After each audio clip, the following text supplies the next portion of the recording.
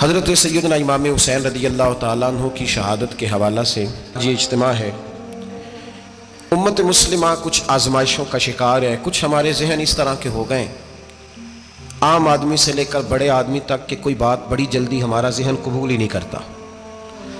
کسی دوسرے کی طرف جانا یا کوئی اور بات کرنا یہ تو بڑی لمبی بات ہے، عام جو سادی باتیں ہیں وہ بھی ہمارے ذہن مشکل سے قبول کرتے ہیں، چونکہ شکوک اتنے ڈال دیے گئے ہیں، شک اتنا پیدا کر دیا گیا ہے، تفریق اتنی ہے، بدگمانی اتنی ہے، بری سوچ اتنی زیادہ ہے، بڑی مشکل ہے لوگوں کا کچھ چیزوں کو قبول کرنا۔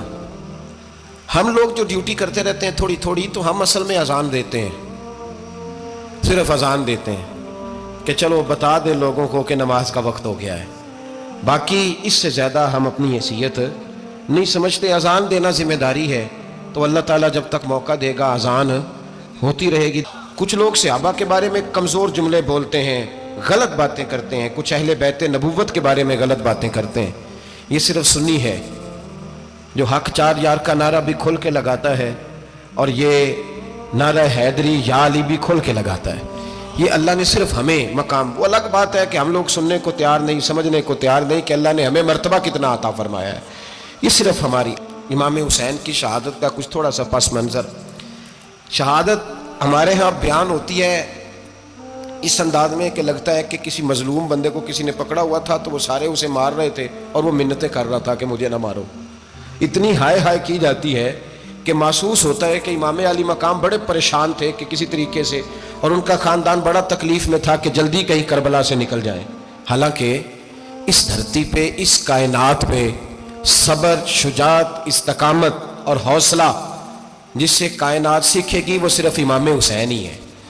اتنے بڑے صابر آدمی کے بارے میں اس طرح کا رویہ اختیار کرنا کہ وہ تو گویا اس طرح کر رہے تھے کہ بس کسی طریقے سے میری معذرت، تو یہ امام حسین کی مظلومیت سنا کے لوگوں کو اس طرح کا کر دیا جاتا ہے، یہ انداز بتایا جاتا ہے کہ شاید واقعہ کربلا رونے دھونے کا نام ہے، حالانکہ بات یہ نہیں ہے۔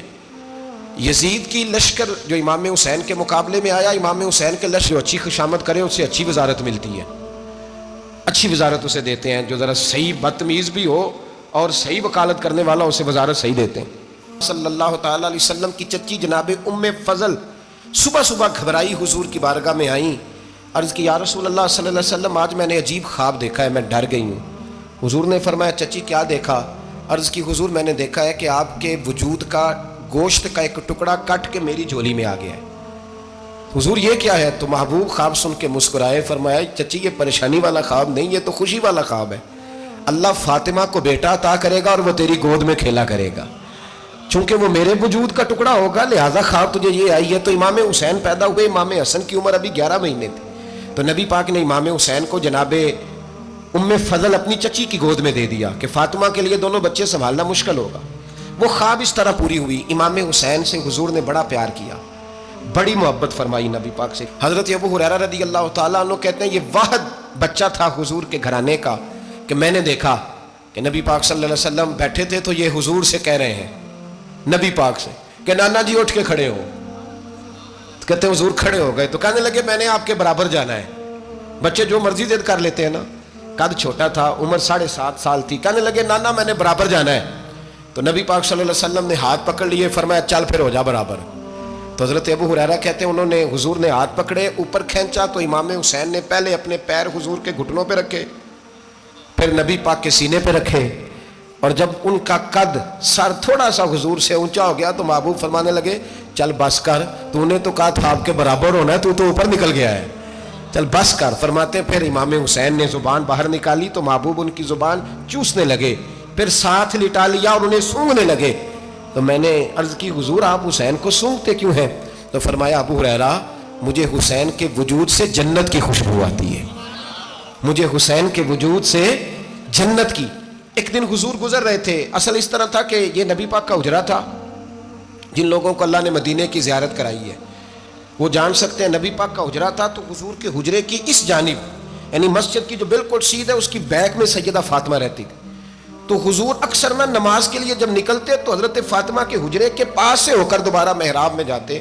محبوب حجرے کے پاس سے گزرے تو امام حسین رو رہے تھے، مائیں کسی وقت ڈانٹ دیتی ہیں، ابا جی بھی کسی وقت ڈانٹتے ہیں پر اماں کے حکم پہ ڈانٹتے ہیں، تو اسی انہوں کو جانتے ہی نہیں، تو کبھی کبھی اس حکم کے تحت ڈانٹنا پڑتا ہے، ورنہ والد اکثر کوشش کرتا ہے کہ چلو میں تو رات کو تھوڑی دیر گھر آیا ہوں تو میں کیا اس کو اب ڈانٹوں، کوشش کرتا ہے کہ تو حضرت فاطمہ نے کسی بات میں جھڑک دیا تو امام حسین رونے لگے، تو نبی پاک نماز کے لیے گئے تو واپس لوٹ آئے اور واپس تشریف لا کے کہا فاطمہ حسین کو کیا ہوا؟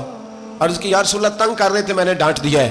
کیا خوبصورت جملے ہیں حدیث پاک میں، سرکار نے فرمایا فاطمہ اس کو حسین کو نہ رونے نہ دیا کر، یہ جب روتا ہے نا تو میرے دل کو تکلیف ہوتی ہے۔ تو بی بی صاحبہ کہتی ہیں یہ حکم آیا نبی پاک کا میرے نام، پھر میں نے ڈانٹنا چھوڑ دیا۔ یہ ان کے فضائل تھے، کم ان کی تربیت خود نبی پاک نے فرمائی۔ اب تو اللہ تعالیٰ معاف کرے، پہلے ہم لوگوں کو کہتے تھے فلانی مجلس میں نہ جانا فلانی، اب تو مصیبت بن گئی ہے، جانے کی ضرورت نہیں، ہر شے موبائل میں آ گئی۔ مجھے بھیجتے ہیں کہتے ہیں حضرت صاحب یہ ذرا سننا یہ ذرا سننا، تو بچوں نے وہ کلپ سنبھال کے یہ مولوی دیکھو کیا کہتا ہے، اب آیتیں پڑھی جا رہی ہیں قرآن پاک کی، اتنا ٹکڑا یہاں سے لیتے ہیں اتنا ٹکڑا یہاں سے لیتے ہیں اور ملا کے پتہ نہیں کون سا مکسچر بنا رہے ہیں، کسی آیت کا ترجمہ نہیں، کوئی واضح حدیث نہیں، ایسے ہوا ہوگا پھر اس کو اس سے جوڑ لیں تو کیا بنتا ہے، اتنی جمع کر لیں۔ یہ کون سا دین ہے جو توڑ مروڑ کے بیان کر رہے ہیں؟ کون سا مذہب ہے؟ دین تو واضح کھلی کتاب ہے۔ اب ہمارا یہ شوق ہے، ہم ہر تماشا دیکھنا چاہتے ہیں، ہم اپنے لوگوں کی قدر نہیں کرتے اور بڑی بڑی دور جا کے ہم غلط معاملات میں جاتے ہیں، پھر ذہن ہمارے شکوک کا شکار ہوتے ہیں۔ ہمیں سمجھنا چاہیے کوئی ایسی کسی دلیل کی ضرورت نہیں ہے، جب ان کے واضح چیزیں ان کی کتابیں میں موجود ہے، حدیث میں موجود ہے، قرآن مجید میں ان کے فضائل کھل کے موجود ہے، تو دور جانے کی کیا ضرورت؟ حضور ان کی ٹریننگ کراتے تھے۔ پہلی بات تو یہ ہے کہ نبی پاک نے دعا مانگی تھی، یا اللہ میرے گھر والوں کو زیادہ روزی نہ دینا، انہیں ایک وقت روٹی دینا ایک وقت کی بھوک دینا۔ یہ جو 10 دن کربلا میں انہیں ٹینشن نہیں نہ ہوئی، انہیں عادت تھی فاقہ کرنے کی، انہیں 3 دن وصلی روزے رکھنے کی عادت تھی، پہلی بات۔ دوسرا یہ کہ جہاد کی تربیت حضور خود کراتے تھے۔ حضرت فاطمہ الزہرا کہتی میں پردے کے پیچھے دیکھ رہی تھی، نبی پاک نے امام حسن اور حسین سے فرمایا چلو میرے سامنے کشتی لڑو، تو دونوں حضرات آپس میں جب کشتی لڑنے لگے تو نبی پاک نا امام حسن کو کہتے ہیں حسن حسین کو ٹانگوں سے پکڑو، حسن حسین کو پیچھے سے پکڑو۔ جب نبی پاک بار بار امام حسن کو بتا رہے تھے تو سیدہ پیچھے سے بول پڑی، کہنے لگی یا رسول اللہ آپ چھوٹے کو بتائیں آپ بڑے کو بتا رہے ہیں، بڑا تو پہلے 11 مہینے بڑا ہے تو آپ چھوٹے کو بتائیں بڑے کو بتا رہے۔ تو فرمایا فاطمہ تو چپ کرنا، جو میں دیکھ رہا ہوں تو نہیں نہ دیکھ رہی، ایک کو میں بتا رہا ہوں دوسرے کو جبریل امین بتا رہے ہیں، تو نہیں نہ دیکھ رہی جو میں دیکھ رہا ہوں، اس لیے تو نے فٹافٹ کہہ دیا کہ ایک کو۔ تو یہ حضور نے اپنے سامنے ان کی تربیت کی، ٹریننگ۔ ہوا یہ کہ یزید جب امیر بنا نا، مزاج تھا، یہ چلاک لوگ زندگی میں ہمیشہ دھوکہ کھاتے ہیں، چلاکیاں انسان کو گراتی ہیں اور اتنا منہ چھیل جاتا ہے کہ منہ پہچانا ہی نہیں جاتا۔ بندہ اپنے آپ کو رب رسول کے حوالے کر دے تو اللہ بڑی بہترین جزائیں عطا کرتا ہے۔ یہ لوگ تیزی دکھاتے ہیں بعض، تو یزید بھی تیزی دکھانے والا تھا۔ اس نے جڑا نماز پڑھائے ہو مولوی، جڑا ٹل پائے ہو پیر، جڑا مہینہ نہ نہائے چھوٹا پیر، تو جڑا 6 مہینے نہ نہائے ہو بڑا پیر، کہتے بابا پہنچے ہیں، کڑے چھڑے جو پہن لیے۔ بھائی امام حسین تو نمازیں پڑھاتے تھے، مولا علی تو نمازیں پڑھاتے تھے، مسجد کے خطیب تھے، اب اس کو تو مولوی کہہ دیا جاتا ہے بیچارے کو۔ تو ملنگ کون ہوتا ہے جی؟ کہتے جڑا کپڑے کٹ پائے۔ کیا تماشا ہے، قوم جدھر دل کرتا ہے نکل جاتی۔ یاد رکھیں ووٹ برادری کا نہیں ہوتا، ووٹ برادری کا نہیں، ووٹ دین کا ہوتا ہے۔ جو بندہ دین کے ملت کے مذہب کے معیار پہ پورا نہ ہوتے اسے حکمت کے تحت بھی ووٹ دینا جائز ہے۔ ہاں یہ بات سچی ہے تو بہرحال سچی ہے، یہ یاد رکھ لے۔ ہمارے ووٹ سے کوئی M N A M P جتنے ظلم کرے گا ووٹ دینے والا اس کے ظلم میں شریک ہوگا، بالکل 100%۔ یہ لکھ لیں بات۔ ہم اس وقت بڑی جلدی، پتہ نہیں ہمیں کیا مسئلہ ہو جاتا ہے، اتنی مصیبت انہیں نہیں بنی ہوتی، یہاں بنی ہوتی ہے۔ خدا کا خوف کریں۔ امام علی مقام ووٹ ہی مانگ رہا تھا نا یزید، اور پھر اس نے بڑے بڑے لالچ دیے، اس نے کہا کہ آپ 5-4 صوبے ہیں جس کی گورنری مرضی رکھ لیں، دولت آپ کی مرضی کی۔ تو پھر آج ہمیں بھی لوگ مشورہ دیتے ہیں، کہتے ہیں مسجد میں سیاست نہیں ہونی چاہیے۔ میں نے کہا کیا کریں، یہ امام حسین ہمیں مجبور کر گئے، کوئی نہ کوئی بات کرنی پڑی جاتی ہے۔ امام علی مقام نے فرمایا چھپ کے ووٹ کی بات، بیعت کی بات نہیں ہو سکتی۔ آپ نے جا کے لوگوں سے بڑے کم لوگ ہوتے ہیں، بڑے کم لوگ، جسے زندگی ہو پیاری وہ یہیں سے لوٹ جائے۔ میرے قافلے میں شامل کوئی کم ظرف نہیں ہے، بڑے کم لوگ ہوتے ہیں جو ارادوں کے وعدوں کے ہمیشہ ساتھ چلنے کے پکے ہوتے ہیں، ورنہ بڑے لوگوں کو گرمی لگنے لگتی ہے۔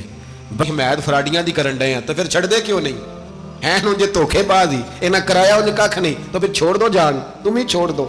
یہ بندہ بات صحیح کر رہا ہے، بندہ ویسے یہ بات صحیح کر رہا ہے پر اجے حالات نہیں ٹھیک ہے دے والے بندے ٹھیک نہیں، پر کیا تماشا ہے، کب تک ایسا رہے گا کہ کب تک یہ بات چاہت ہو، صحرا کا علاقہ ہو، تپتی ہوئی ریت ہو، اتنے کٹھن اور سخت حالات، چاروں جانب موت ہی موت، دور دور تک اپنوں کا نام و نشان کوئی نہیں، اور اکیلے فیصلہ کرنے والے امام حسین، باقی سارے بچے ہیں یا عورتیں، سارے بڑے اکیلے 19 لوگوں کو ایک بار میں حضرت ایسے ہی تماشا بنا دیا ہے. مظلوم تھے وہ تو رو رہے تھے، ہر مقرر یہ کہہ رہا ہے کہ وہ تو بار بار کہ ابا پانی مل جائے، پانی آ جائے، ترس گئے. خدا کا خوف کرو، یہ دلیر لوگ تھے، ان کی باتیں آج بھی پڑھ کے دلیری پیدا ہوتی ہے، دلیری پیدا ہوتی